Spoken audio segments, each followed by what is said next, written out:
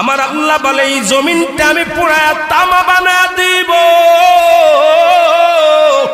এই জমিনের মধ্যে যত পানি আছে পানিগুলো আমি আল্লাহ পুরায়া ছাই বানায়া দিব। যেদিন কিচ্ছু বলতে কিচ্ছু থাকবে না, সেদিন থাকবে শুধু আমার আল্লাহ। আজকে কার জন্য সুদ খাও, কার জন্য ঘুষ খাও, কার জন্য ব্যভিচার করো, কার জন্য অন্যায় করো রে মন, কার জন্য তোমরা এত বাহাদুরি করো। আরে আজকে একটা কথা বলতে গেলে কষ্ট হয়। এই জমিনটা আল্লাহ পুরায়া তামা বানায়া দিবে। এই জমিনের মাটিগুলো পুড়ে হবে তামা। এই জমিনের যত পানি আছে পানিগুলো পুড়ে হবে ছাই। এই দুনিয়ার মধ্যে কিচ্ছু যেদিন থাকবে না, ওই তুরস্কের কত বাহাদুর, কত টাকাওয়ালা মিনিটের মধ্যে 30